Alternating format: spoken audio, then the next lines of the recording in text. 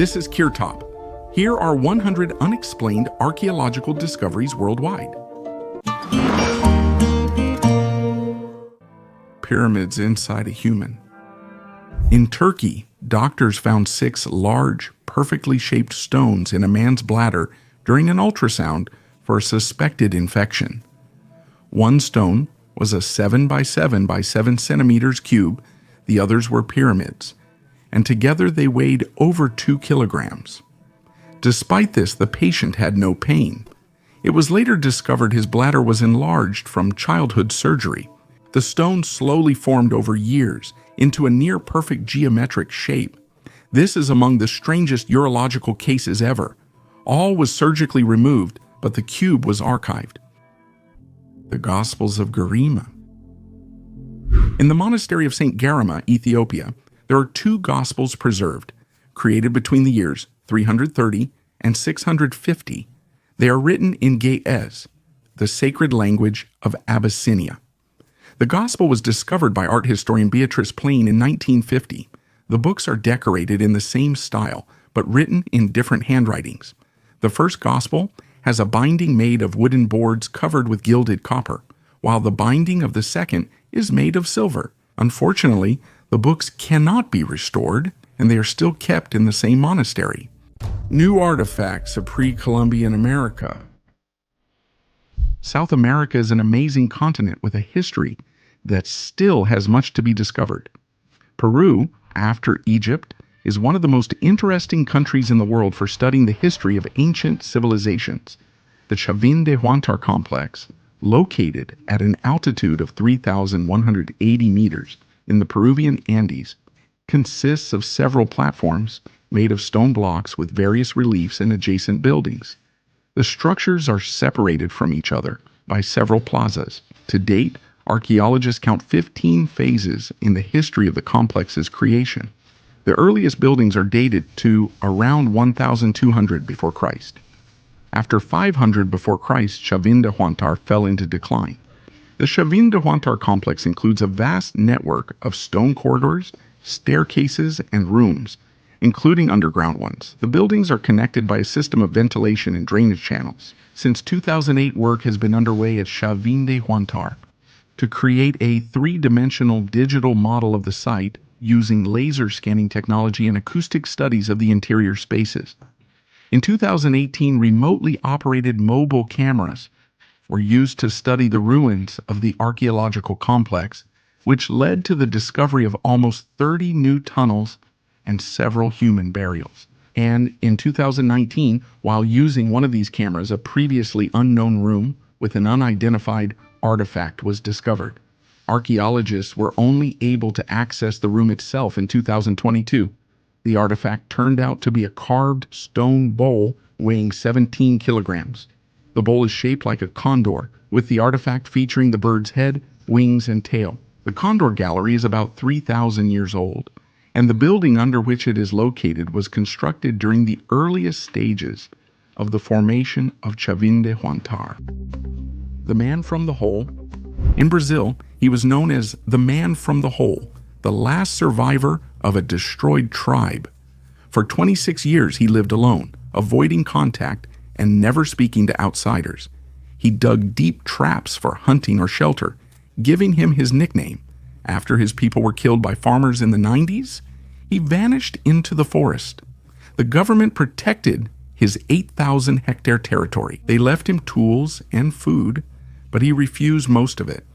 Once, he shot an arrow at an employee who got too close.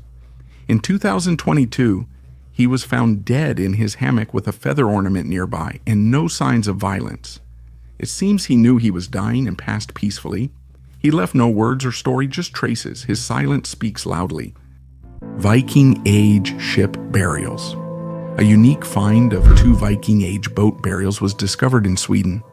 Burial on a ship was a special funeral practice in which the deceased was placed on a ship or boat, often together with rich gifts such as jewelry, sets of weapons, and other items. This type of grave usually dates back to the Vendel period, or the Viking Age, when cremation of the dead was common, so the graves are very well preserved. This custom was probably reserved for people of higher social status in society. Previously, only about 10 such boat burials had been found in Sweden, mostly in the provinces of Uppland and Västmanland in central Sweden. One of the two recently discovered graves was intact while the other was damaged, probably when a much later grave, dating to the 16th century, was built. The remains of a man were found at the stern of the undisturbed boat burial. In the bow, a horse and a dog were found, which probably belonged to the man. They may have been sacrificed to accompany him after death. Archaeologists also found personal items, including a sword, a spear, a shield, and a richly decorated comb. Wood and iron nails used in the construction of the boats were also found. This is extremely interesting because boat burials are excavated very rarely. Now we can use modern science and methods, which will lead to new results, hypotheses, and answers. The Pit of the Headless. Archaeologists in Slovakia unearthed burials over 7,000 years old, almost 40 bodies, nearly all missing their skulls. The bodies are arranged neatly with no signs of violence, suggesting a deliberate plan. Only one child's head remains for reasons unknown. Perhaps the child was spared or left as a sign. Theories include ritual, execution, or erasing someone's identity entirely. Who was the terracotta army waiting for? Such an archaeological discovery could give any researcher a heart attack. A multi-thousand-strong army of life-sized warriors, along with horses and meticulously crafted armor. This is undoubtedly the greatest find of the second half of the 20th century. The enormous Chinese army was discovered by accident when people were drilling for water near Mount Lishan in 1974. It seems this amazing discovery became a sign that China aims to conquer the world with its scale and achievements in the near future. Each soldier of the terracotta army has individual facial features. They also differ in their weapons, sword, crossbow, or spear, and even vary by rank. There are ordinary soldiers as well as officers. Their clothing, uniforms, and the details of their costumes and armor are true works of art. It is likely that the statues of the infantry warriors were created in different parts of the empire and then brought to the necropolis. Unlike the chariot riders, who were made near the mountain to make transportation easier, the army's purpose was ritual. Warriors of all ranks and skills were meant to guard the emperor after his death. Today, the pavilion with the terracotta army leaves an unforgettable impression on visitors. Thousands of clay soldiers, each different from the next, stand frozen in anticipation of an invisible threat. Calm and focused, they seem capable of shaking off a layer of dust and looking their enemy in the eye at any moment. A child with a lock on his leg. Poland, Penn Village, 17th century. Archaeologists find a child's skeleton, age 5 to 7, in an abandoned cemetery. The body is face down with an old iron padlock on its leg. Such burials were for those who were feared. Ancient folk believed that burying someone face down and locking them would prevent the soul from rising or causing harm. Nearby, another famous witch burial features a woman with a sickle on her neck, intended to decapitate her if she rose. This child likely belongs to the same tradition. Mysterious golden plates. During plumbing work near the village of Ringalarik on the island of Java, workers accidentally discovered a stone casket. Inside, there were 22 small plates made of pure gold. The stone container, measuring 15 by 13.5 by 6 centimeters, was completely intact. Inside were plates made of gold with a purity of 18 carats, 750 fineness. Each plate had an inscription engraved in the ancient language of the people of Java. Scientists have determined that the plates contain the names of the Lokapalas, the divine guardians of the old world in Hinduism and Tantric Buddhism. In Buddhism, there are 8 such deities in total. On the island of Java, in addition, the protector of the center of everything was also revered. Altogether, these deities were called Dewatanawa Sangha, the 9 divine guardians. In Indonesia, it is common to see statues of the Lokapalas. They were also depicted on the emblem of the Majapahit Empire, which existed from 1293 to 1520 AD. At that time, the Lokapalas were especially revered on the island of Java. Scientists believe that the discovered gold plates were created before the Majapahit Empire. Thus, they serve as evidence that the ancient Javanese worshipped the guardians of the directions of the world more than 1,000 years ago. The tomb that no one was looking for. In Saqqara, next to Userkaf's pyramid, a small tomb was found squeezed between other structures. There were no paintings or bas-reliefs, just a limestone sarcophagus, a few vessels, and a plaque with a name. The inscription claims it's the pharaoh's son, but everything suggests otherwise. The burial is unmarked and invisible from outside. Even longtime workers had never heard of it. It feels not only buried, but erased, as if things went off plan, as if he died at the wrong time for the wrong reasons, or wasn't who he should have been. No clear traces, yet the lack of attention is itself a clue. Such discoveries are remembered not for who lies there, but because people tried to ignore them.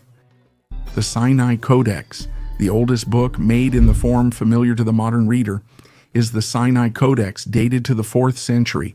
The first part of the Codex was discovered completely by accident in 1844 by the German scholar Konstantin Tischendorf on the Sinai Peninsula in the monastery of St. Helena. The pages were lying in a pile of trash, destined for destruction. Then, the scholar found 86 more pages of the Codex and took them to Europe, where he made them public. When Tischendorf returned to the monastery in search of more of the Codex, the monks wouldn't even let him in. Emperor Alexander II saved the situation. He paid the monastery 9,000 rubles, after which Konstantin Tischendorf was able to find and take new pages of the Codex to Russia.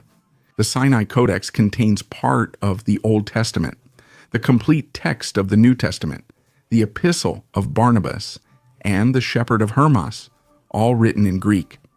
When the Bolsheviks came to power in 1933, the Codex was sent to the British Museum. Bloody prints in the castles of Kyoto. There is a strange detail in Japanese castles from the 16th century that tourists rarely notice. On some wooden floors there are dark stains. They are not paint or patterns. These are real imprints of human bodies left after samurai suicides, and they are still visible today. Such traces remain, for example, in Fushimi Castle near Kyoto. In the year 1600, during one of the sieges, several dozen samurai took their own lives to avoid being captured. The blood soaked into the wood, and later the panels with their silhouettes were moved to other temples as tributes to the fallen.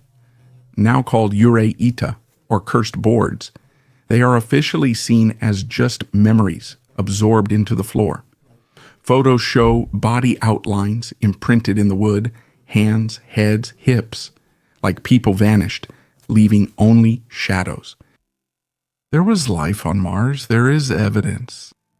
In the 1980s, the CIA conducted experiments with people who had extrasensory abilities. Among them was Joe McMoneagle, known as Remote Viewer Number 1. He shared his memories on the podcast American Alchemy, talking about secret projects and unusual visions. One day he was given coordinates and asked to describe what he saw. McMoneagle spoke of a giant pyramid, larger than the Great Pyramid of Giza, with huge halls inside. Beings resembling humans but much taller were trapped in a hostile atmosphere and slowly dying. The instructor revealed a white card labeled Mars. 1 million years before Christ later, McMoneagle visited National Aeronautics and Space Administration's Jet Propulsion Laboratory to study photo negatives and found strange structures and bones. He believed a civilization once existed on Mars until a cosmic event stripped its atmosphere, causing its end. McMoneagle also took part in the CIA's Stargate project, training psychics to access enemy minds. In 2017, a declassified document detailed his Mars visions, listing coordinates 40.89 degrees and 9.55 degrees WW. McMoneagle saw Martians in unusual clothing, a violent storm, and giant pyramids used as shelters. He said the pyramid's interior was minimalist, meant for sleeping or hibernation. The Martians awaited help that never arrived. Believing he described Earth, McMoneagle became angry when told it was Mars, since he couldn't verify his visions.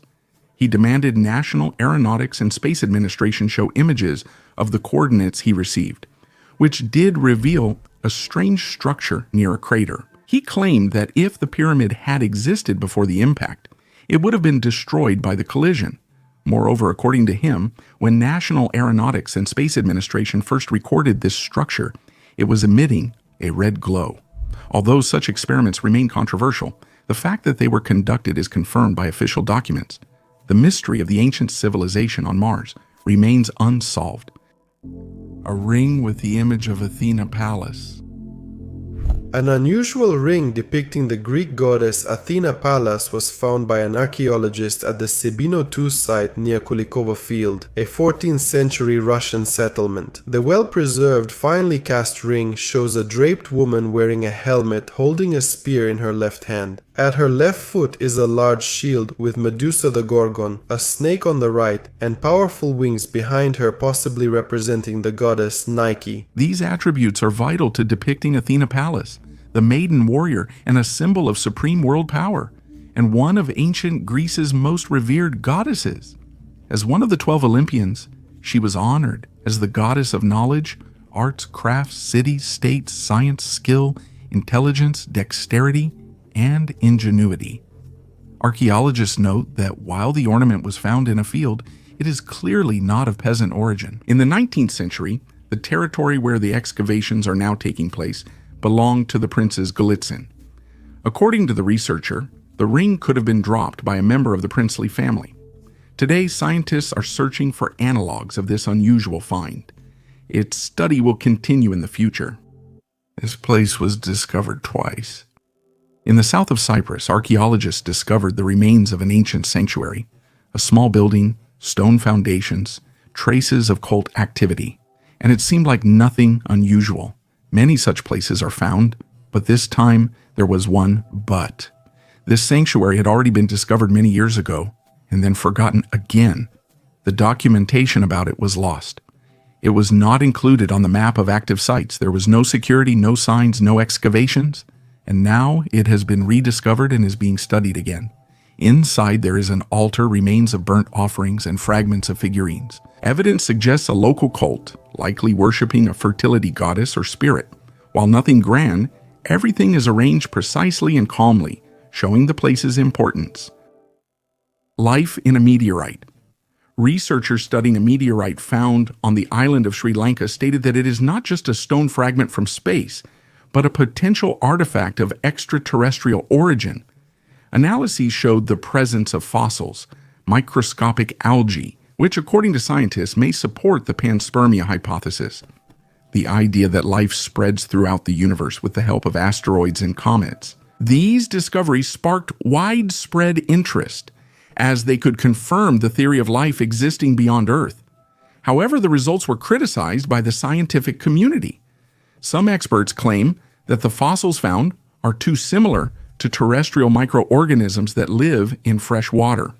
The possibility of the meteorite being contaminated by earthly life forms while it was on Earth's surface also remains a serious argument against the hypothesis of the find's extraterrestrial origin. An astonishing burial of a woman. A woman's blouse, belt, and skirt were discovered at Borum Ishoy, Jutland, Denmark. The well-preserved clothing was found on the skeletal remains of a woman aged 50 to 60. She was relatively short but had well-developed muscles, indicating that she worked hard and did a lot of physical labor during her life. The clothing is well preserved. The outfit consists of various items. The skirt, blouse, hairnet, cap, and 2 belts are sewn from several separate pieces of fabric. All the fabric is woven from wool, and despite being 3,500 years old, it is excellently preserved. Notably, many bronze ornaments were found in the burial, including 2 decorative plates or tutuli, a belt plate, bracelets, a neck ornament in the form of rings, spiral rings on the fingers, and a pin. The grave also contained a clay vessel, a wooden box, a bronze dagger, and a horn comb. It seems the lady chose to take most, if not all, of her jewelry to the grave. Priestess from Peru. Archaeologists in Peru have found the burial of a woman that is over 1,000 years old. She was lying in a grave surrounded by important items, vessels, jewelry, and fragments of fabrics. These things indicate her high status. Most likely she was a priestess. The burial was arranged with attention to detail. Her body was carefully laid out, and around her were objects connected to rituals or worship. They helped preserve her memory and status even after death. This is not just a grave, it is a sign of respect and honor. Despite its age, this find is well preserved. The fabric, jewelry, and bones are all in good condition thanks to the sand and dryness, which protected details that usually vanish over centuries. The Pharaoh's Meteorite Throne. Giulio Magli, director of the Faculty of Mathematics at the Polytechnic University of Milan, deciphered and translated the pyramid texts. These documents contain many religious inscriptions carved on the walls of the pyramids around 2400 before Christ. According to Magli, the famous throne of Pharaoh Khufu, or Cheops, can be found in an underground chamber. Although it is believed that the throne is made of iron, Magli points out that this is not smelted iron, but meteorite iron. That is, iron from a meteorite that fell from space and is mentioned in the texts. This may seem incredible, but there is evidence that the ancient Egyptians made beautiful symbolic artifacts from iron that came from meteorites that fell from the sky. The same dagger of Tutankhamun was made from meteorite iron, which was discovered in 2016. Modern scientists can easily recognize meteorite iron because of its high nickel content. The writings about the pyramids convince Magli that the data related to the burials of Egyptian kings suggest that a throne made of meteorite iron may be hidden inside the Great Pyramid. These writings say that the monarch must first pass through the gates to the sky to sit on his iron throne before he can enter the next world through the northern stars. Magli suggests that the Great Pyramid may have had 4 shafts, which could represent entrances to the sky, so there should be an iron throne placed in the chamber. Since no one has been in the secret chamber of the Great Pyramid for thousands of years, it's hard to know if the mathematician is right, but he gives various arguments in favor of what might be hidden in the mysteriously concealed room. And it's quite possible that he will be proven right very soon. Why was this road flooded? On the coast of Israel, archaeologists found an unusual road that was flooded many years ago. This section, which was recently studied, was part of an ancient trade route used back in antiquity. The road passed through several settlements and led to a port, but for some reason, it was flooded. The mystery of this discovery is that its surface has been preserved much better than one would expect from objects that are several thousand years old. The stone slabs that were used for paving have hardly been damaged, which makes scientists wonder about the technology used in its construction. However, the puzzle that remains is that no one knows for sure why the road was flooded. Some suggest it was the result of an earthquake, while others think water could have come in due to changes in climate or the sea. All of this remains an open question, and research is ongoing. Diamond Sutra. The Diamond Sutra is an almost 5-meter-long scroll printed using the woodblock printing method, which involves impressions from engravings. This book contains the fundamental texts of Buddhism. The Diamond Sutra was discovered by archaeologist Mark Stein in China in 1900 and was taken to the United Kingdom. The book states that it was printed on the 15th day of the 4th lunar month of the Zhentong year, which is May 11, 868. The Diamond Sutra is now kept in the British Library. All ancient books were made by hand with inlays of precious stones and were practically considered works of art. The Emerald Cup. This 17th century emerald cup is a true treasure, carved from a single piece of emerald weighing 252 carats. Such artifacts are extremely rare, since working with such a large stone requires incredible skill.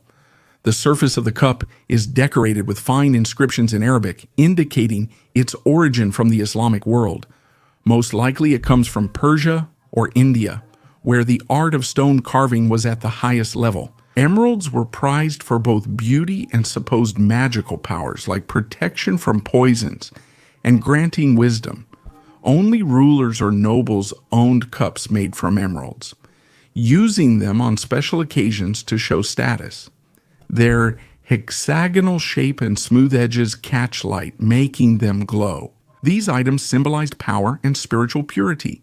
Today, this cup is among the rarest and most valuable artifacts preserving the grandeur of past eras. Ancient parquet.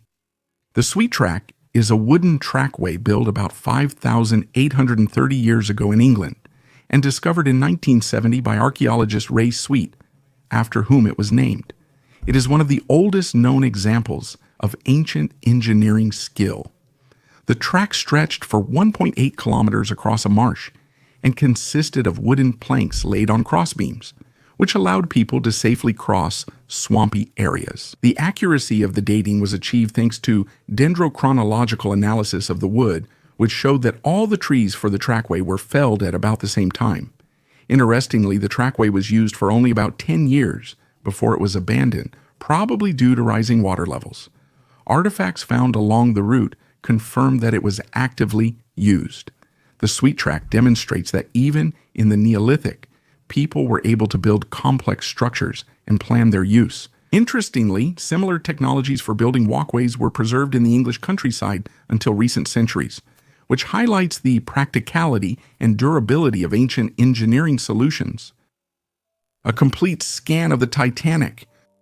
A complete digital 3D scan of the Titanic has been created for the first time, combining hundreds of thousands of images into a detailed model of the sunken liner.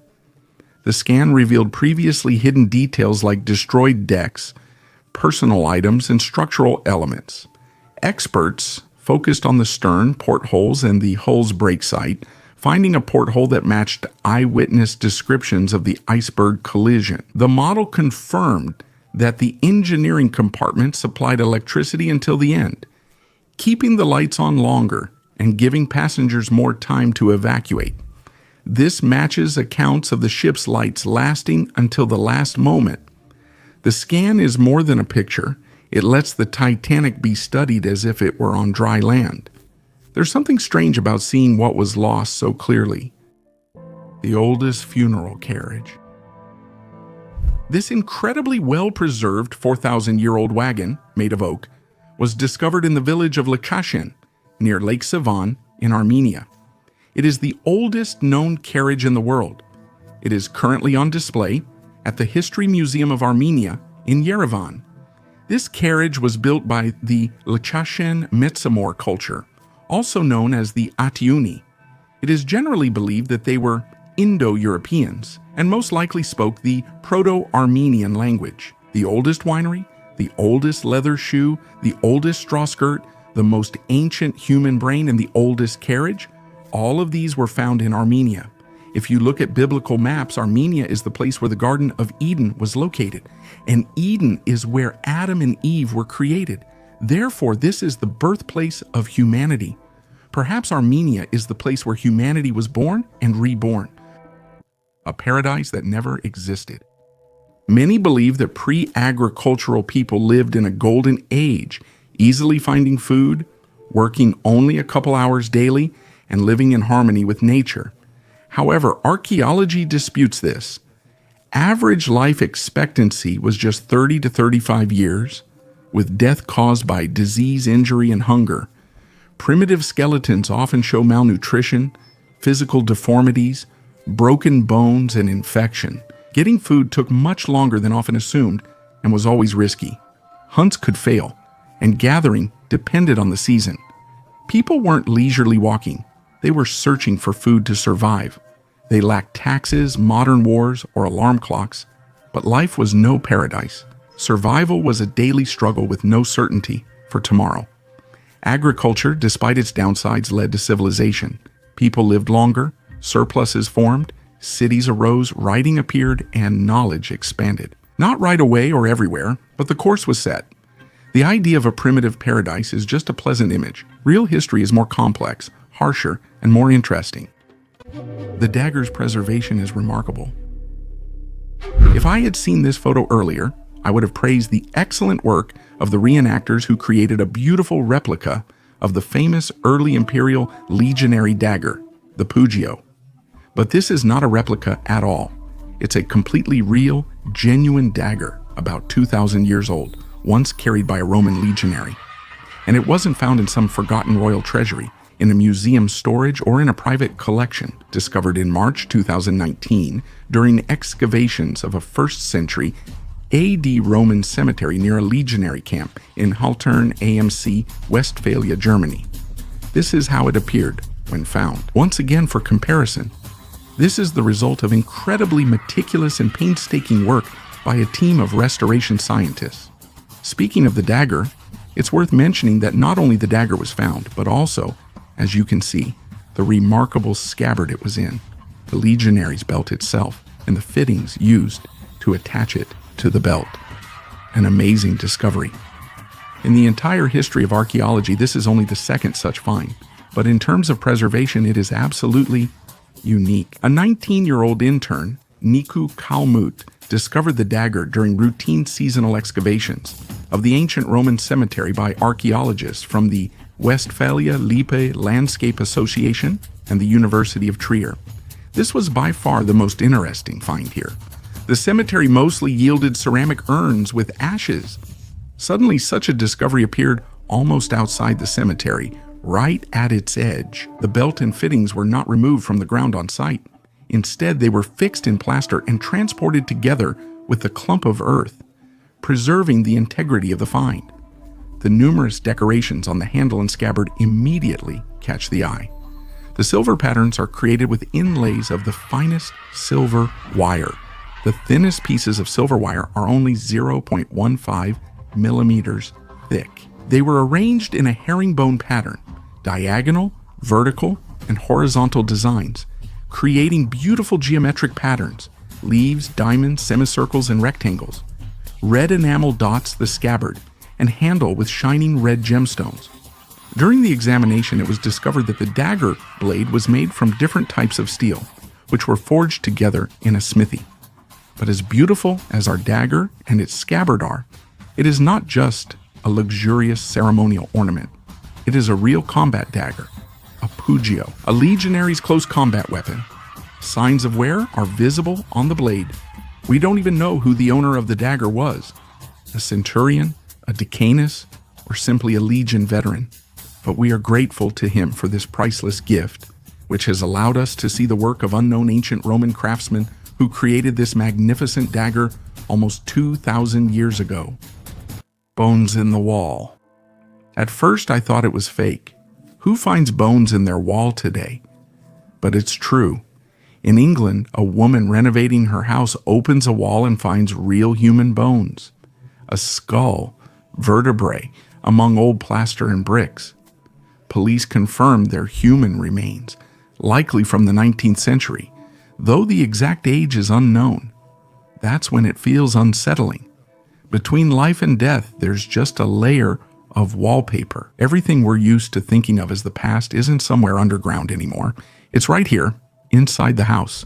I don't know how those bones ended up in the wall. Maybe it was a crime, maybe some old burial ritual, but the fact remains.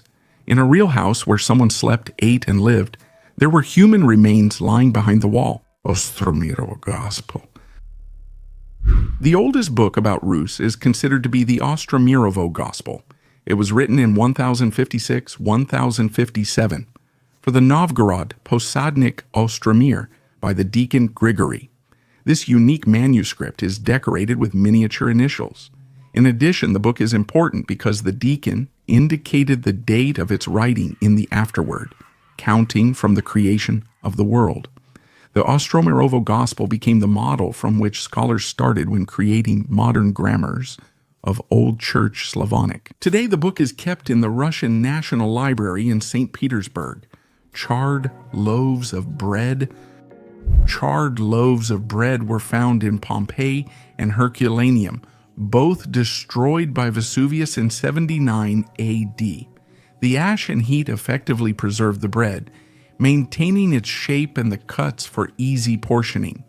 Called panis quadratus, this bread was popular among Romans, Some loaves even have visible bakery stamps, ancient Roman logos, showing a developed trade and quality regulation system. In Pompeii, archaeologists discovered bakeries with stone ovens, mills, and flour remnants, giving insight into daily life in this prosperous city.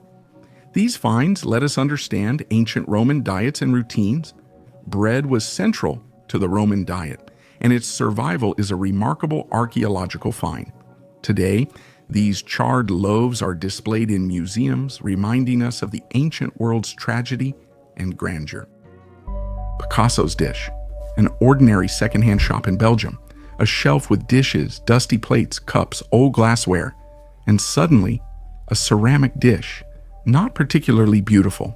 It looks handmade with an inscription on the back, Empreinte originale de Picasso. At first they thought it was a joke or a replica, but decided to check. And the examination confirmed it was the real thing. An authentic work by Pablo Picasso from 1953, one of the few serial ceramic prints he made in France. How it ended up in a secondhand shop is unknown. Maybe it was lost, forgotten, or thrown away. Maybe someone didn't realize its worth or stopped caring. The dish sold at auction for 12,600 euros. But the price isn't the point, the impact is. It's like finding an autograph in a textbook or a letter in scrap paper. Such discoveries surprise us because they defy the myth that value is always where we expect. Sometimes art sits among junk for years, waiting for someone to notice. Speleologists found an ancient mine. British speleologists studying caves near Alderley Edge stumbled upon a cobalt mine that had remained untouched since it was sealed and abandoned by miners more than 200 years ago. The lack of oxygen in the mine turned it into an underground time capsule and preserved the items left behind by the workers. The discovery was made in the fall of 2021 by the Derbyshire Caving Club, which was exploring the mine network at Alderley Edge in Cheshire. Finding a mine in its original state with personal belongings and inscriptions is rare. It's a real window into the past, to the last day when the miners stopped working here. Written records and archaeological data indicate that copper, lead, and cobalt were mined at Alderley Edge during the Roman Empire, the Bronze Age, and between 1690 and the 1920s. Now, the network of caves and passages belongs to the National Trust, but since the 1970s it has been leased to the Derbyshire Caving Club. The latest mine they discovered goes 10 meters underground. It was found by the club thanks to a depression in the landscape indicating a collapsed mine entrance. Experts believe that the mine where cobalt was once extracted was abandoned around 1810. Cavers from the Derbyshire Caving Club discovered numerous personal belongings and equipment in the mine, which were discarded by the workers just before the mine was sealed. These include leather shoes, clay pipes, a metal button from a jacket, mining equipment, and inscriptions made with candle soot on the walls. A clay bowl was also found here, sealed into the wall, which may have been placed by superstitious miners as a sign of gratitude for a good source of minerals.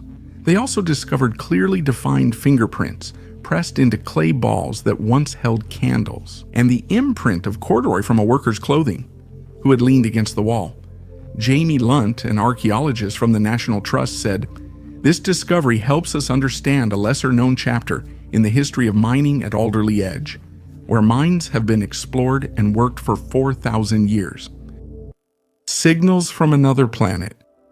The James Webb Telescope found substances in exoplanet K2-18b's atmosphere that, on Earth, are only produced by living organisms, mainly dimethyl sulfide from marine algae and microorganisms. Located 124 light-years away in the habitable zone, K2-18b's atmosphere contains methane and carbon dioxide, suggesting possible water clouds and liquid water. K2-18b is the first confirmed candidate for a potentially habitable planet outside the solar system. Scientists note this isn't proof of life, just a strong chemical signal that might indicate it. The next step is more observation to confirm or reject this. This is groundbreaking. as it's the first real signal resembling biology from space. Not science fiction, but a specific atmosphere we can observe in real time. The little guardian of the miners. Until the late 20th century, miners never went underground alone. They brought a canary as a warning signal. The bird detected dangerous gas before humans could. If it stopped singing, fluttered, or fainted, miners knew to leave at once, often with no other warning. Britain officially used canaries until 1986, and other countries used them even longer. This basic method saved lives. In mining culture, it became established. A small creature that is first to fall silent, thus saving others. The largest log house in the world. At the turn of the 20th century, Portland, Oregon, was a thriving economic center known for flour milling, timber, and its deep water port at the Willamette and Columbia rivers. However, the late 19th century depression hurt the region's economy. To attract investment and revive business, Portland organized the Lewis and Clark Centennial Exposition in 1905. This grand fair lasted 4 months and attracted 1.6 million visitors from 21 countries. The exposition featured dozens of buildings with domes and arches, including luxurious pavilions from Italy, France, and Germany. However, most of the structures were temporary, built from plaster over wooden frames. The exception was the forestry building, called the largest log cabin in the world. This massive structure, 62 meters long and 22 meters high, was built from whole logs brought from the forests of Columbia County. Inside, there were colonnades made of 54 rough-hewn tree trunks supporting a 2-story nave. The building's exhibits included animal taxidermy, Native American artifacts, and displays showcasing Oregon's rich natural resources. After the exposition ended, the forestry building was purchased by the city and stood abandoned for many years. In 1914, it was nearly destroyed by fire, but the building survived. However, in 1964, a powerful fire finally reduced it to ruins. Columns of fire as tall as a 10-story building lit up the sky for many kilometers, shattering windows in nearby buildings, and ash spread throughout the city.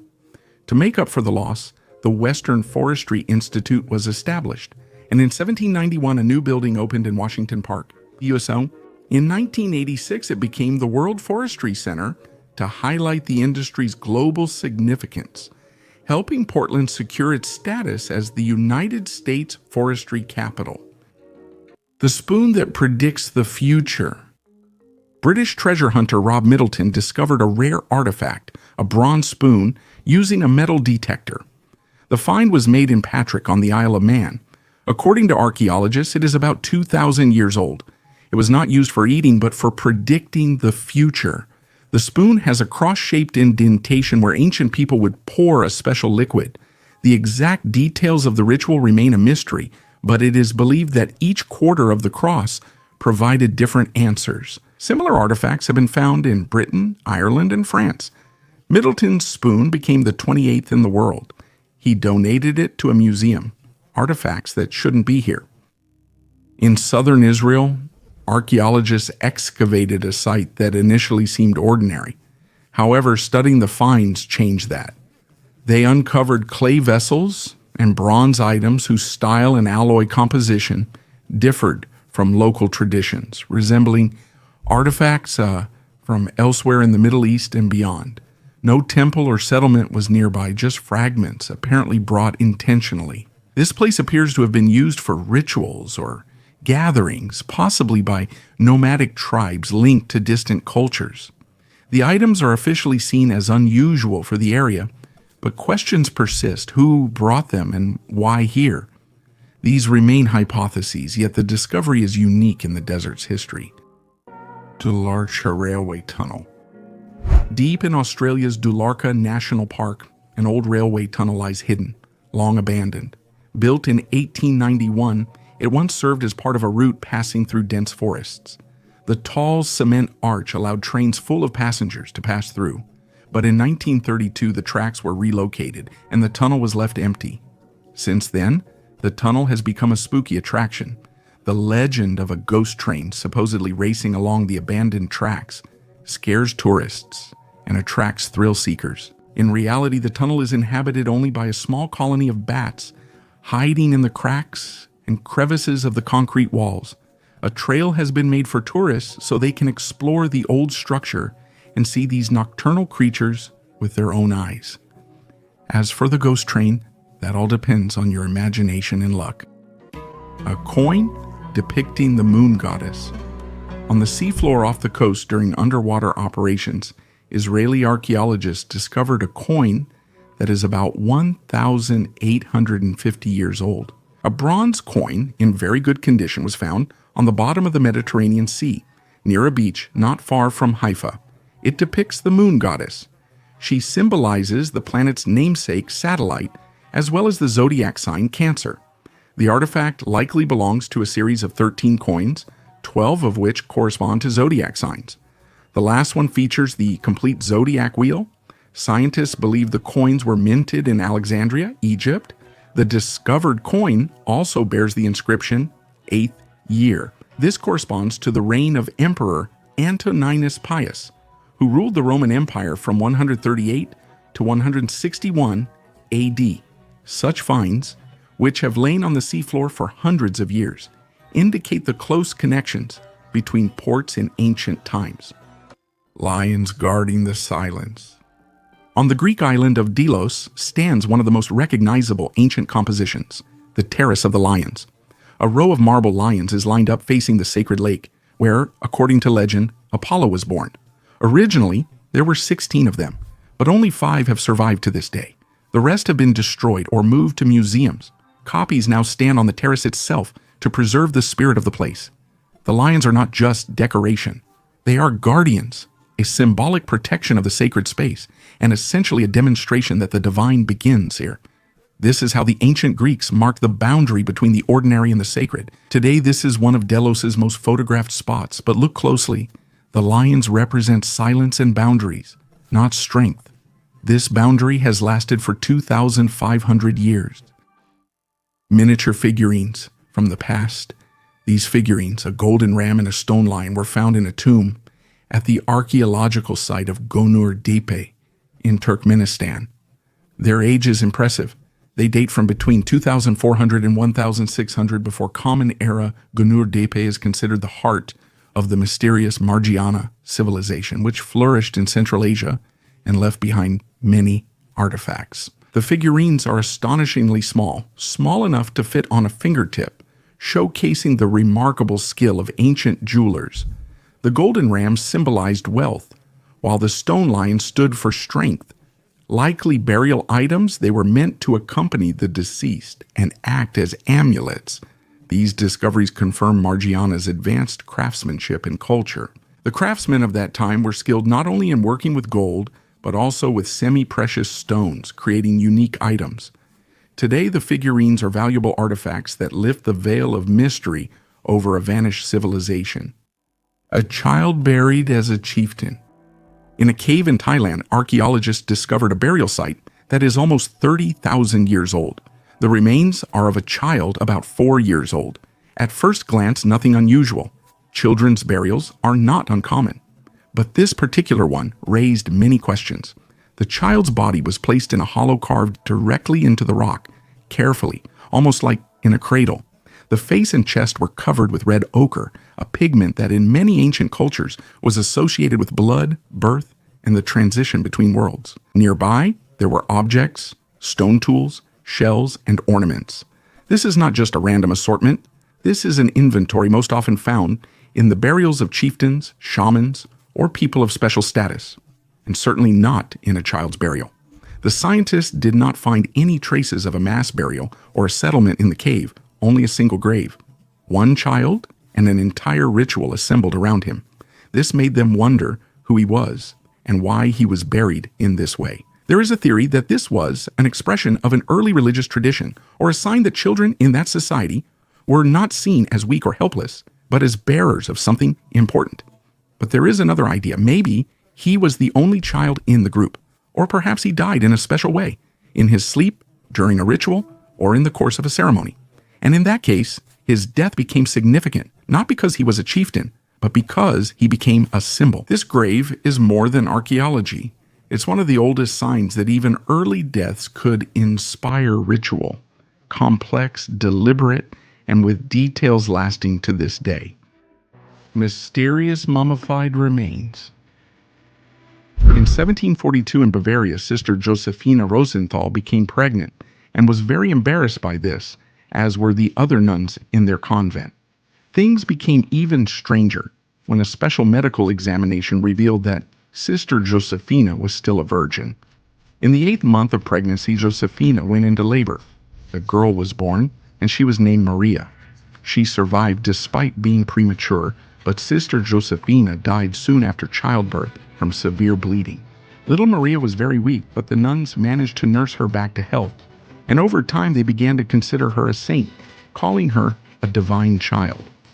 When Maria turned 33, she suddenly fell ill with a mysterious disease. Treatment had no effect, and soon Maria died. According to the nuns, she repeated the path of Jesus Christ. The mummified remains of Maria Rosenthal's head are still kept in this convent. There is also a little of her dried blood in a small vial and a lock of her hair. There is a legend that the nuns specifically preserved this blood because both Josephina and her daughter Maria were actually internal hermaphrodites. That is, a new human life could be fertilized and develop independently inside their bodies. There are also unconfirmed reports that in the 1950s, some doctors illegally obtained a piece of Maria Rosenthal's remains and conducted research on them. They allegedly discovered that at the time of her death, Maria was also pregnant and carrying a child. Perhaps it was this unusual pregnancy that had such a negative effect on her body, which led to her death. A book made of human hair. When you hear the phrase, a book made of human hair, the first thing that comes to mind is fiction. Something out of a cheap horror story. But then you see a photograph and you stop being surprised. These books really do exist. France, 14th to 15th century, medieval monasteries, where manuscripts were bound into booklets, sewn from something that at first seems like leather. And then you realize it's hair. Real long light-colored human hair. Scientists couldn't explain why this was necessary for a long time. Recently, clearer hypotheses have emerged. The hair was placed there intentionally as material or symbol, possibly as reliquaries or personal items. Someone might have left a lock of hair in a book to remember the dead as a vow, penance, or even protection. Hair was believed to carry the soul. In one case, it was a prayer book where, between the pages, there wasn't just a single lock of hair, but an entire layer, thick, sewn together with the text. For someone, this book could have been the only connection to a deceased person or even to themselves. Now imagine, you're in a library, you pull out an old volume, and it's alive. Not in a figurative sense, but truly, when knowledge and memory are bound not with ink, but with a person. The divine bull Apis. The Egyptian mummy of the divine bull Apis, late Ptolemaic period, 300 before Christ to 400 AD, discovered in Dashur, Lower Egypt, and displayed at the Smithsonian Museum. The mummy is covered by at least 9 layers of bandages, so it was studied using X-rays. The scan showed that under the thick fabric, there are only bones. Scientists believe that the meat was eaten by priests or kings for ritual purposes to partake in the divine power. Only the bull's head was embalmed so that he could see and hear forever. This bull was kept in a special stable within the temple walls. Priests massaged his body, decorated his horns with silver ornaments, and even sang to him. The bull was seen as a living manifestation of God. That's why the Egyptians literally worshipped him even during his lifetime. It was believed that after death, the sacred animal would gain eternal life. The priests held a grand funeral for the bull and placed its body in underground niches. Its place was then taken by a young bull with the same distinctive markings, the road underwater. When diving near the Hawaiian Islands, you expect to see lava, craters, and rare corals. Not a road like this. Near an underwater volcano, divers found a strange area. Straight yellow stone slabs arranged in a row with precise angles. resembling a sidewalk or masonry. It looked more artificial than natural. The video spread quickly online. The comments were typical: Atlantis, ancient road, aliens. But even the researchers themselves were puzzled. They found no signs of human intervention at the site, but they also couldn't immediately explain its origin. Later, geologists got involved. According to their version, this is the result of volcanic activity, basaltic lava which cooled rapidly and cracked under the pressure of water, created polygonal fractures. The structure that we perceive as a road is actually a natural formation, but the way it looks is confusing because it is just too recognizable. We're used to nature creating chaos, but here, there's order. You look at these slabs and can't shake the feeling that someone has already been here. Not you, not slaves, someone. Maybe it's just an optical illusion or the effect of shapes. But there's a line where science gives you an answer, and yet you still keep doubting. He still seems alive. On May 8, 1950, peat diggers discovered a body in the Bjelskovdal peat bog in Denmark that looked so lifelike, the workers at first thought it was a recent murder victim. The man was lying 2.5 meters deep in a fetal position. On his head was a pointed cap with sheepskin on the inside, held in place by a strap under his chin. Around his waist was a leather belt. There were no other clothes. It probably decayed. His short hair was almost completely hidden under the cap, and the stubble on his chin showed that he hadn't shaved on the day of his death. Around the mummy's neck was a tightly drawn noose made of braided leather. According to radiocarbon analysis, the man died around 375 to 210 before Christ's judging by the strontium isotope content in his hair. He spent his last year in Denmark, but in the last 6 months he traveled at least 20 miles. X-rays showed that the man's head was undamaged, and his heart, lungs, and liver were well preserved. The Tallinn man died at the age of 40, and his height was about 1 meter 61 centimeters. Researchers concluded that the man died from hanging, not strangulation. However, researchers disagree on whether the man was executed or sacrificed. The position of the body and the fact that the deceased's eyes and mouth are closed argue against execution. The last meal of the Tallinn man was a porridge made from cultivated and wild seeds, including barley and flax. He ate for the last time at least 12 hours before his death. The body is on display at the Silkeborg Museum in Denmark. The facial reconstruction was done by the French forensic expert Philippe Fruch. People collected bones. In Siberia, near one of the ancient settlements, archaeologists have been finding accumulations of mammoth bones for decades. At first, it was believed that these were natural cemeteries. The idea was that animals died near bodies of water and their remains gradually accumulated in one place over time. When scientists closely examined the bone arrangement, everything changed. The bones weren't scattered randomly. They had been collected, layered, and compacted. Some were burned or showed tool marks and fractures, indicating human activity, not natural death.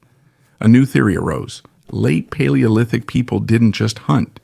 They gathered mammoth bones in one spot, creating prehistoric warehouses to use the bones as fuel. It burns poorly, but it's better than nothing. Large bones were used for building structures and dwellings, while smaller ones were used for tools, or possibly for trade. This changes the picture. We are used to thinking of them as nomads, constantly on the move. But here we see strategy and resource planning. It wasn't just a random catch, but a system in which even the death of an animal was turned into building material. All this is not an isolated case, but part of a chain. Similar deposits have been found in other places. Perhaps we have simply failed to notice for too long that what we see is not the chaos of nature, but the economy of ancient humans. A 16th century wealth symbol. This ring showcases the skill of 16th century German jewelers. It appears to be an elegant engraved piece, but opens to reveal an astronomical sphere called an astrolabe. Made of fixed bands symbolizing celestial spheres, these rings could illustrate the movement of stars and planets, though they usually served as intricate ornaments denoting status. The band engravings held scientific and symbolic meaning. These rings symbolize love or friendship, representing an unbreakable bond like celestial bodies. They also served as talismans for protection. In the 16th century, owning one showed wealth and interest in science and philosophy. Today, these rare artifacts are kept in museums, reminding us when art and science were intertwined. The oldest bridge on the planet. One of the oldest arched bridges still in use, the Archaeological Bridge, is located in the Peloponnese between ancient Tiryns and Epidaurus. Built around 1300 before Christ, it is one of the oldest surviving bridges in the world. The structure was constructed from limestone boulders, using the Cyclopean masonry technique, without mortar, but with perfectly fitted stones. It measures 22 meters long, 5.6 meters wide, and 4 meters high. At the base is a small 1 meter wide culvert. The bridge's 2.5 meter roadway fits modern cars. Though it was built for chariots, traces remain on the stones. Archaeological is one of 4 preserved Mycenaean bridges along the ancient road. 1 kilometer away, the slightly taller Petrogephori Bridge is also still in use. Another preserved Mycenaean bridge is located in Lykotripa in the north of Argolis. It was part of another important Bronze Age road, along which chariots once raced, leaving behind curb guides. The uniqueness of these bridges lies not only in their age, but also in the fact that they still serve their function after more than 3,000 years. T-Rex bag. British scientists, together with designers, have created a material that imitates the skin of a Tyrannosaurus. It's not just a reptile-like texture. They tried to recreate the exact structure that dinosaurs might have had 66 million years ago. The basis was fossilized imprints of scales preserved on fossil tracks. They studied the micro-relief, density, and arrangement of the cells. Then they applied the data to a 3D model, added reconstructed coloring, and prepared material samples. All this was part of an exhibition on extinct species, but the topic soon expanded beyond science. A British brand showcased a concept bag made from artificial T-Rex leather. It wasn't for sale, but the idea sparked attention. The goal was to make a dinosaur tangible, turning an extinct predator into something you can hold. No one plans to use real remains, but the idea was unexpected. A burial that is 2,000 years old. The remains of 5 people, 2,000 years old, were found in a recently discovered Iron Age settlement in Dorset. The people were buried in a crouched position along with sacrificed animals. The settlement, which includes round houses and storage pits, was discovered by archaeology students from Bournemouth University in September last year. The ancient village was named Durapolis because the nearby large and bustling farming settlement, dating to around 100 before Christ and established long before the Roman invasion of Britain, is believed to have been occupied by the Duratriges tribe. For 3 weeks, a team of 65 students from Bournemouth University carried out excavations at the ancient habitation site located near Winterbourne, Kingston. During this time, they discovered the bodies of women and men, as well as parts of animal bodies in pits that were originally used for storing grain. The bodies were found in a crouched position in oval-shaped pits. They were buried together with large pieces of meat and clay bowls that originally contained drinks for the afterlife. According to experts, this was how the tribe members provided their deceased with everything necessary for the journey to the other world. The crouched burial position was a standard practice of that period. It began in the Bronze Age and continued into the Iron Age. Later, the team will continue to explore and scan the territory of East Dorset in search of other settlements, which they hope may reveal more secrets about life in pre-Roman Britain, 100 years underground. In the Czech Republic, archaeologists have discovered an unusual treasure, which turned out to be not ancient but quite recent. It is only about 100 years old. In one of the villages, a gold hoard was found, hidden at the beginning of the 20th century. Among the coins and jewelry are items that clearly belong not to the Middle Ages, but to a later period. The treasure was found in an old building that once belonged to a family engaged in trade. When the First World War began, their business collapsed and the money was apparently hidden to wait out the hard times. But they never returned, leaving their treasure in an unreachable spot. The gold came from various sources, coins from different countries, jewelry, rare metals. This hoard is notable not just just for its value, but for its story. It shows how people try to protect their wealth in chaotic times. Many items are now in museums, and the treasure symbolizes lost hopes and destinies. The Book of the Dead. The mystical Book of the Dead often appears in adventure movies, but its original name is Chapters of Coming Forth by Day. The book is a collection of papyri with ancient Egyptian prayers and spells that were supposedly meant to help the deceased pass into the afterlife. The name Book of the Dead was given by the Egyptologist Lepsius. The book was created between the 6th and the 1st centuries before Christ. The mysterious petroglyphs of Dighton Rock. On the bank of the Taunton River in Massachusetts, there is a small museum with a single but very unusual exhibit, a 40-ton rock that was taken out of the water and placed here in 1963. This stone, known as Dighton Rock, has long puzzled researchers with its mysterious inscriptions, the origin of which has remained a mystery for several centuries. The rock measures about 1.5 meters high, 3.5 meters long, and 3 meters wide. Its petroglyph-covered surface once slanted toward the water, likely serving as a message for sailors. The carvings feature straight lines, geometric shapes, primitive people, and unusual writings.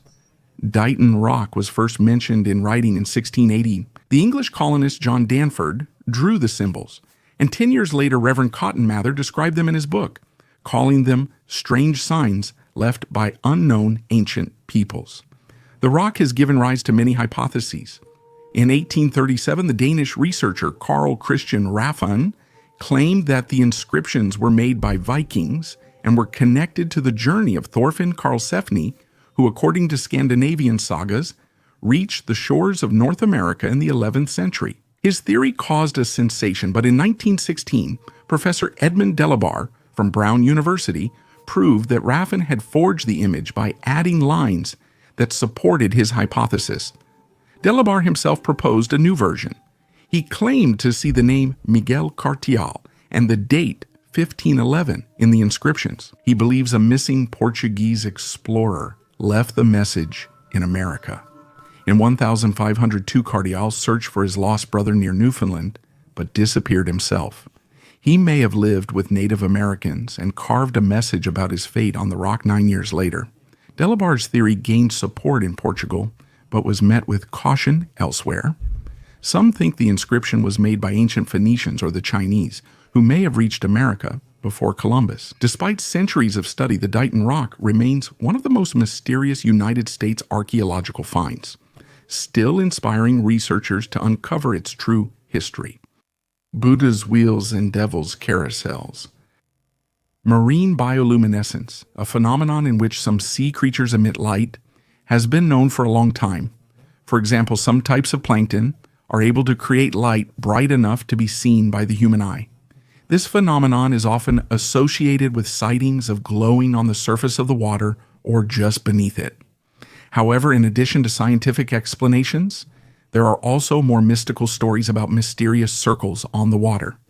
These glowing rings are called Buddha's wheels or devil's carousels. Interestingly, according to one version, the first name was given by Eastern sailors, while the second was given by Europeans. The Chinese considered such phenomena to be favorable omens, while Europeans, particularly Christians, saw them as a bad sign. Notice how people in the West and East, observing the same natural phenomenon, interpret it in completely opposite ways. At the same time, despite the popularity of these stories, there is not a single officially documented account of such phenomena. It is possible that the mysterious glowing circles are connected to marine plankton, which creates a bright glow in the darkness of the ocean. It is also worth noting that similar stories about Buddha's wheels and devil's carousels are often reflected in folklore. But for now, they remain only a part of myths and legends, not confirmed by factual data, states that do not exist.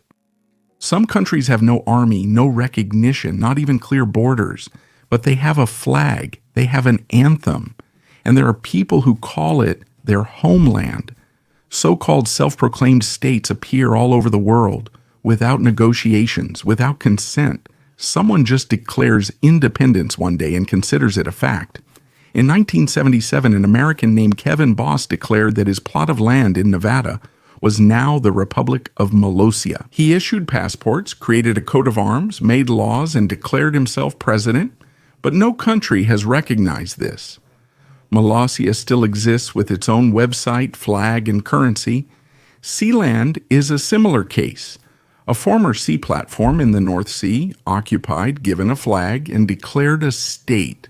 Legally, it's just a metal structure, though it has a prince and a website. Other examples are even stranger. A republic declared from one apartment, a micro-empire of 2 desert tents, and a state founded by children that lasted years. Some are jokes, others are serious bids for recognition in a world where many lack a voice.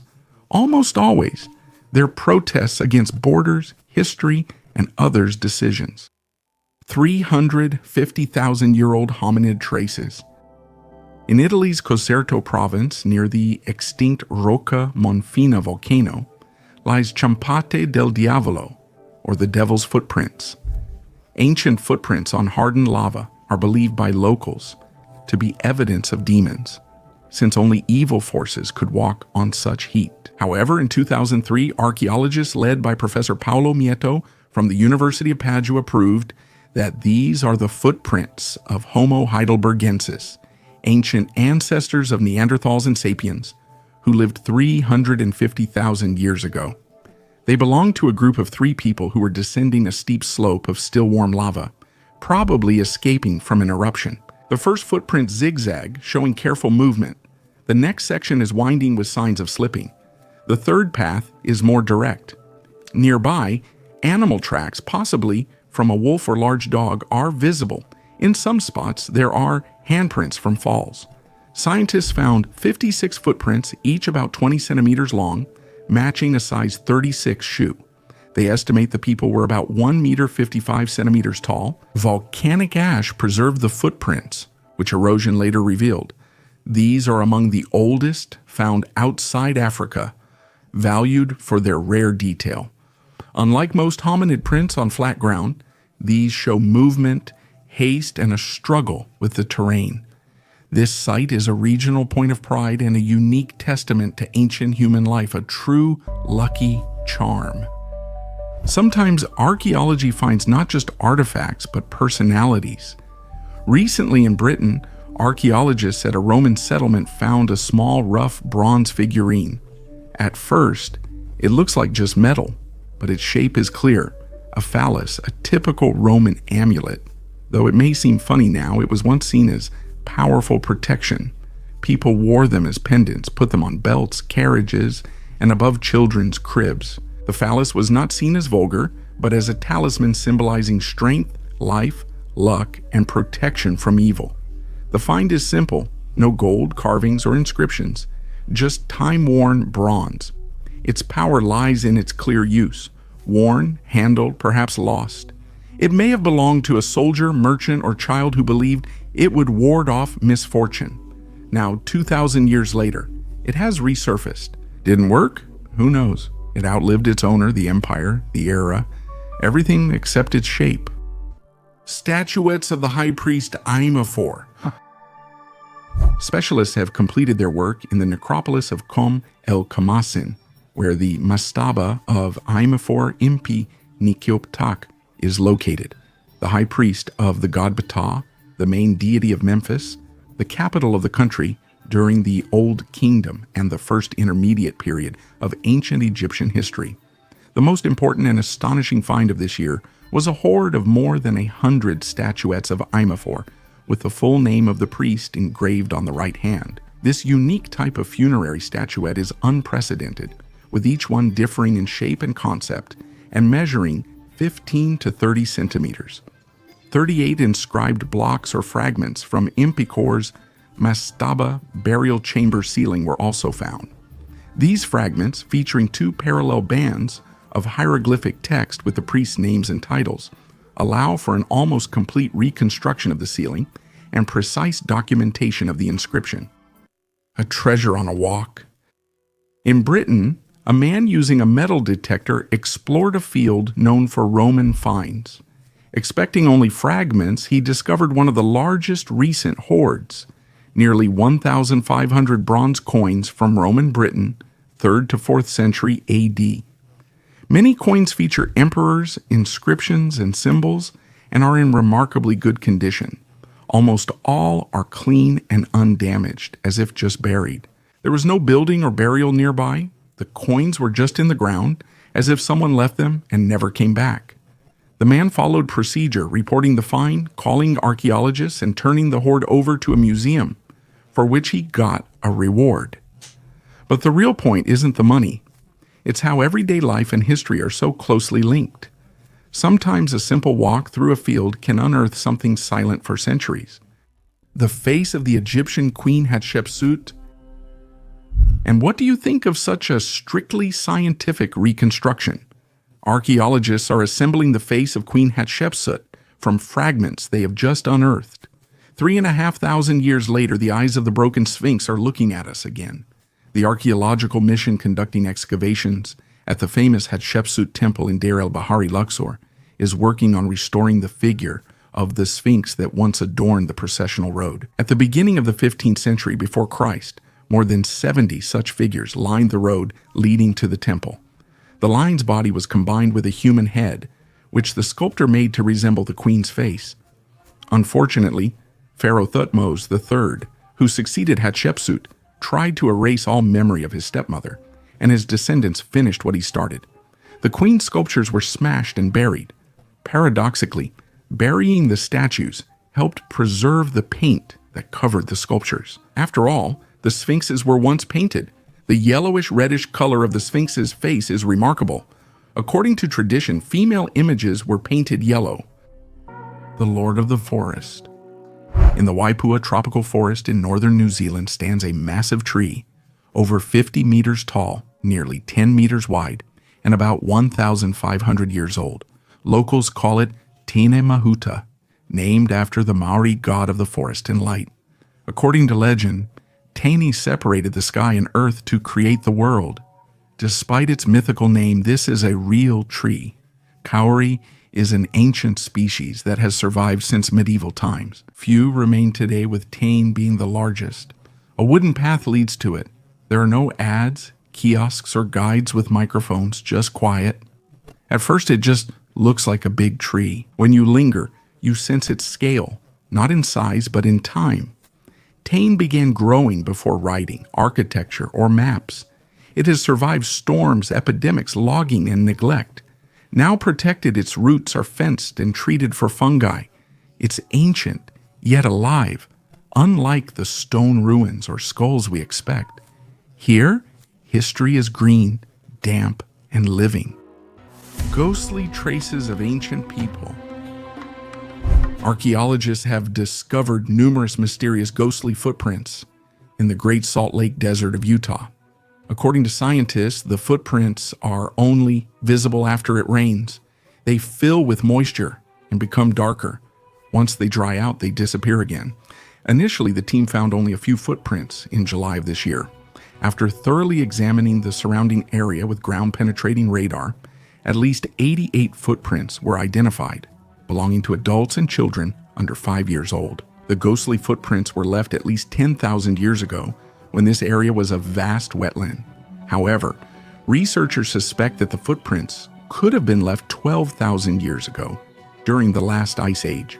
The people seemed to be walking through shallow water, and the sand quickly filled in their footprints. But beneath the sand was a layer of mud that preserved the imprint untouched after it was filled in. According to scientists, less than 2 kilometers from the place where the footprints were found, a previous research team discovered a hunter-gatherer camp dating back 12,000 years, where the people who left the footprints might have lived. How did England conquer the vast land of India? For centuries, India attracted many European powers. The Portuguese, Dutch, and French tried to gain control, but only Britain truly ruled the country. In the 18th century, India covered 3 million square kilometers, with about 100 million people, while England had no more than 10 million. It seemed impossible for a small island to subdue such a powerful country. The answer is simple: the Industrial Revolution, India's political fragmentation, and skilled British diplomacy, intrigue, and military force. As the Mughal Empire declined and principalities clashed, Britain exploited the situation through the East India Company, acquiring land from local rulers and building fortified trading posts. There, sepoy units, Indian mercenaries armed and trained by the British but led only by English officers, were formed. If a ruler refused to cooperate, the British incited internal conflicts, drawing rulers into wars. The English then acted as arbiters, supporting one side and demanding land or resources as compensation. If payment wasn't possible, British control would take over the territories. Indian numerical superiority was no advantage. Fewer than 100,000 Englishmen lived there, with only half in the military.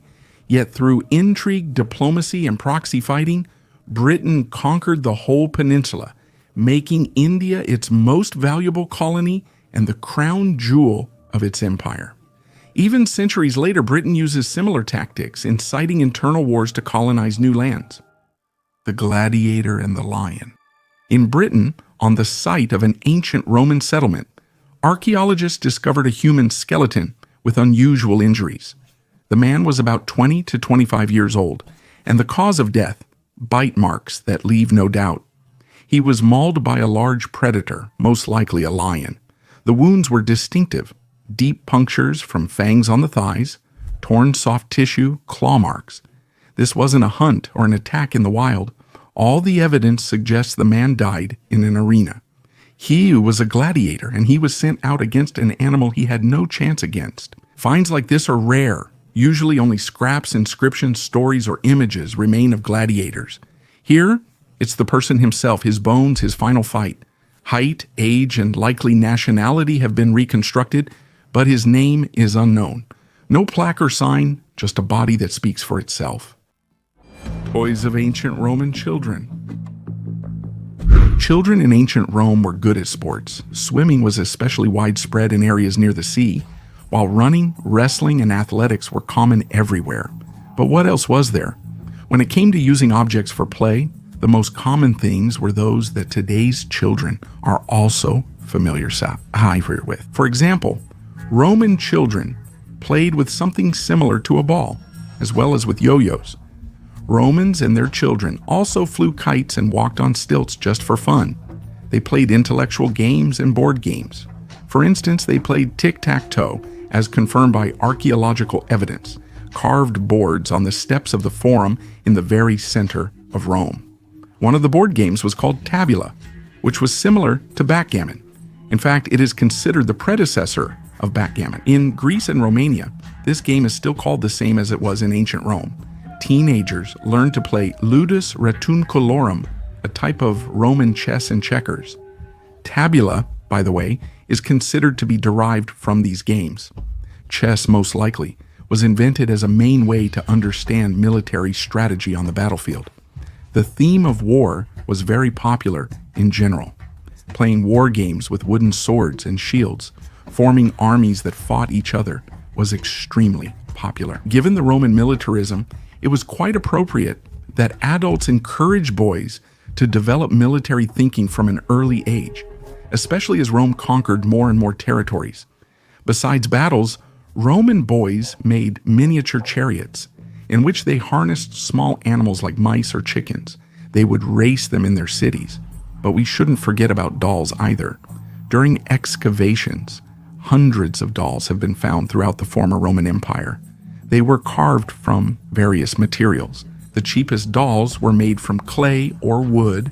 The more expensive and durable ones were made from animal bones, for example, ivory. Expensive dolls were often decorated with miniature rings and headbands. Interestingly, dolls changed over the centuries as the fashion of the upper class changed. A real cult of celebrities. For example, dolls from the third quarter of the 2nd century AD had hairstyles imitating those of Empress Faustina, the wife of Emperor Marcus Aurelius. When children reached adulthood, the toys of their youth usually disappeared. In Roman times, there was a common ritual.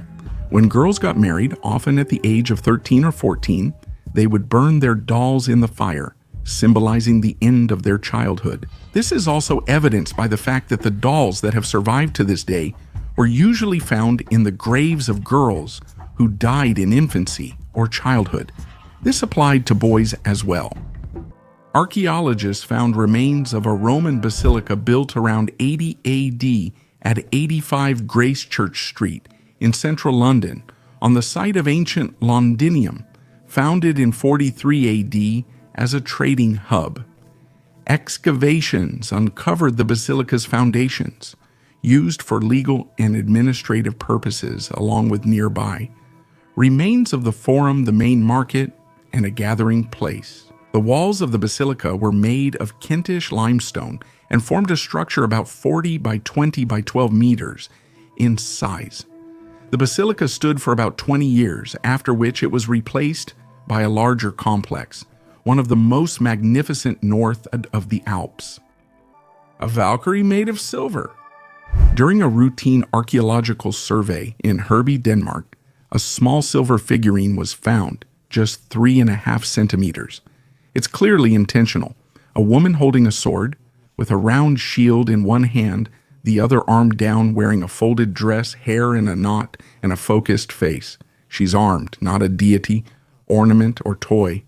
Dated to around 800, it's the first such find in Scandinavia. Initially, scientists believed this was a mythical Valkyrie, a messenger of the gods. Later, new theories arose. It could be a person, not a spirit. Viking sagas mention women who fought were skalds, warriors, and seers. Some weapon burials belonged to women confirmed by DNA. The figurine might have been part of a ritual staff, a talisman, or depicted a specific respected and feared woman. A strong, armed woman in the Viking era wasn't fiction.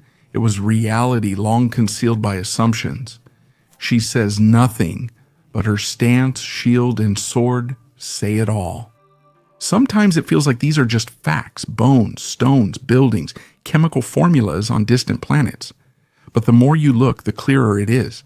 This is about us, fear, memory, loneliness, and what we hide. Archaeology doesn't show what history was like, just that it existed. Every layer has its own face. Thanks for watching to the end. Goodbye.